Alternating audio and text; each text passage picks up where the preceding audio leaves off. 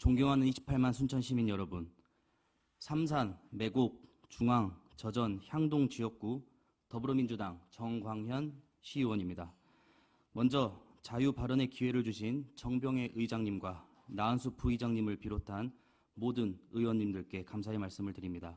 저는 오늘 시의회의 입법권을 보장하고 입법 활동에 있어 순천시 집행부의 협조를 호소하고자 이 자리에 섰습니다.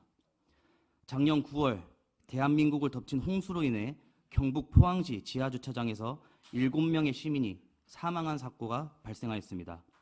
이에 본 의원은 선제적인 침수 방지 시설 설치에 대한 필요성을 인지하고 침수 방지 시설 설치 지원 조례를 발의하고자 작년 10월부터 자료 조사를 시작하여 12월 의회 입법팀에서는 초안을 작성하였습니다. 그리고 올해 1월 초 의회는 입법 전문위원 담당자를 통하여 해당 주무부서에 순천시의 침수 위험 지역에 대한 현황과 침수 방지 시설의 필요성에 대해 질문을 드리며 입법 의지를 전달하였습니다.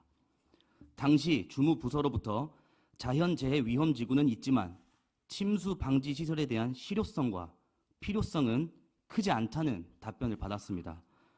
우리 순천은 1998년 9월 30일 태풍 예니로 인한 폭우로 인해 남정동 소재 교회에서 신도 2명이 지하실에 밀려든 빗물에 빠져 숨지는 사고가 있었고 2020년에도 황전 역시 수해로 인한 큰 피해를 입었습니다.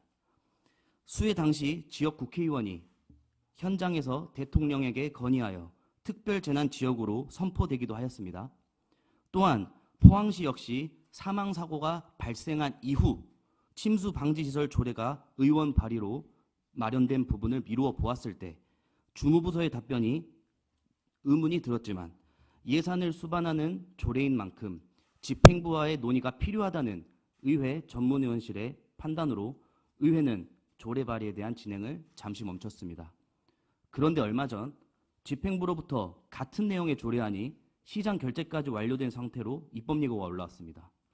1월 초 의회 전문위원 담당자가 주무부서에 연락한 직후인 1월 6일 행정안전부에서 각 지자체에 침수 방지 시설 조례 제정을 요청하는 공문과 함께 표준안이 내려왔는데도 집행부는 작년부터 입법을 준비하고 있던 의회에 그 어떤 연락도 해주지 않았습니다.